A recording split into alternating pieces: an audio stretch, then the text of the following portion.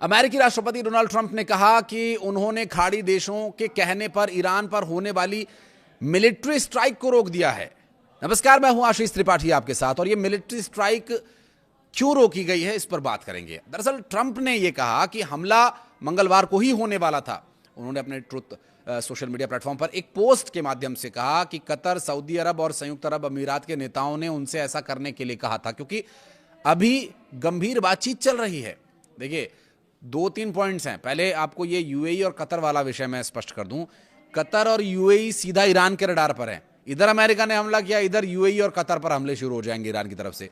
तो ऐसी परिस्थिति में अमेरिका, उसका जो सहयोगी देश है, डोनाल्ड ट्रंप से यूएई और कतर ने कहा कि आप उधर मिसाइल मारोगे, बम मारोगे, वो हम पर मिसाइल और बम मारेंगे, और हम अभी मिसाइल और बम खाने की स्थिति में नहीं है।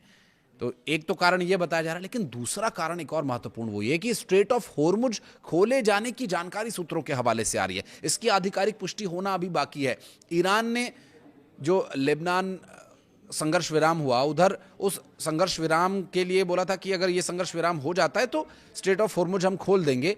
और जो सूत्रों के हवाले से जानकारी आ रही है कि संघर्ष विराम पर सकारात्मक रूप से जो चर्चा हुई और उस पर जो अमल किया जा रहा है, उसके चलते ईरान ने अपने किए हुए वादे को पूरा किया और स्ट्रेट ऑफ होर्मुज खोल दिया है। हालांकि इसकी आधिकारिक पुष्टि होना बाकी है।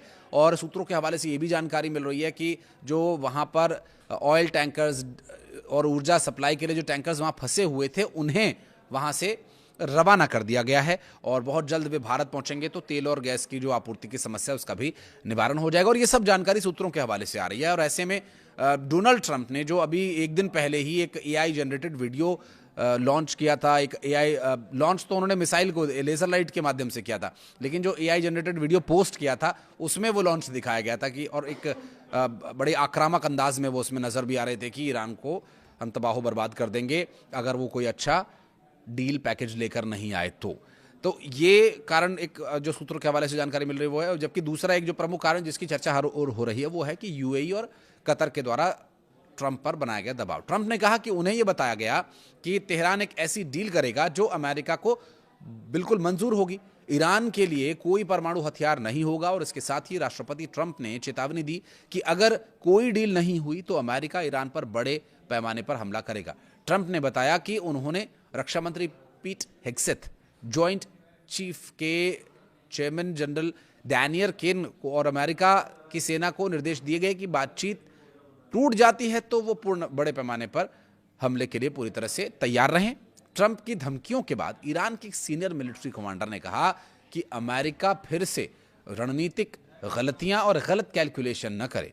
फरवरी के आखिर में अमेरिका और इजराइल और ईरान के बीच शुरू हुआ युद्ध, जिसके बाद यूएई, सऊदी अरब और कतर को बड़े पैमाने पर ईरानी सेना के हमलों का सामना करना पड़ा। तेहरान का कहना यह है कि वो अमेरिकी सेना के ठिकानों और उन्हें पनाह देने वालों को निशाना बना रहा है।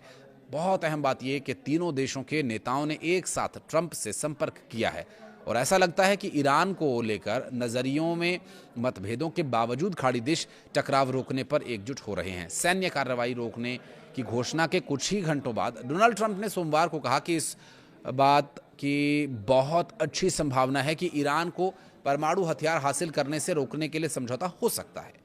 ट्रंप ने यह घोषणा ऐसे समय में की है जब वॉशिंगटन और तेहरान के बीच मध्यस्थता की कोशिश तेज हो गई है। और रॉयटर्स की एक रिपोर्ट के अनुसार पाकिस्तान ने अमेरिका को ईरान का 14 सूत्रीय शांति प्रस्ताव का संशोधित मसौदा सौंपा है। ईरान के विदेश मंत्रालय के प्रवक्ता इस्माइल बाकई ने यह बताया कि तेहरान का नया रुख पाकिस्तान की मध्यस्थता से वॉशिंगटन तक पहुंचा दिया गया। हालांकि इस बारे में विस्तार से कोई जानकारी नहीं दी गई, लेकिन ईरान की अर्ध सरकारी जो न्यूज़ एजेंसी है जिसका नाम तस्नीम बताया जाता है, उनके द्वारा ये बताया गया कि प्रस्ताव भी 14 बिंदुओं पर आधारित है। जिन 14 बिंदुओं का हमने पहले भी जिक्र किया था। अगर फौरी तौर पर देखें तो मसलन परमाणु हथियारों को लेकर, एनरिच्ड यूरेनियम को लेकर, स्ट्रेट ऑफ होर्मुज को लेकर, ईरान को हुए नुकसान को लेकर, उस नुकसान की भरपाई के विषय में, और सैन्य जो बेसिस हैं अमेरिका के उन पर हो रहे हमले रोके जाने के, ये सभी जो बिंदु मिला करके ऐसे 14 पॉइंट्स हैं जिस पर हमने डिटेल वीडियो भी, अगर आप चाहेंगे तो आप देख सकते हैं हमारे चैनल पर आकर के, वो हमने वीडियो भी तैयार किया था। उन 14 बिंदुओं को लेकर के जो सहमति यदि बनती है तो समस्या का समाधान हो सकता है। और ईरान की इस प्रस्ताव को लेकर के जो सकारात्मक एक अप्रोच दिखाई दे रही है पाकिस्तान की मध्यस्थता से वॉशिंगटन तक पहुंचाया गया था, लेकिन पाकिस्तान के ऊपर भरोसा नहीं होने के बाद भी वो इस बात के लिए तैयार थे कि हम कर लेंगे शांति बहाली के लिए। बहरहाल वर्तमान स्थिति ये है कि स्ट्रेट ऑफ हॉर्मुज खोले जाने की सूत्र के हवाले से जानकारी मिल रही है और ये एक बहुत बड़ा पॉजिटिव संकेत है पूरी दुनिया के लिए। कुछ कहना चाहें तो कमेंट सेक्शन में जरूर बताइएगा। वीडियो को यहाँ तक देखने के लिए बहुत बहुत धन्यवाद।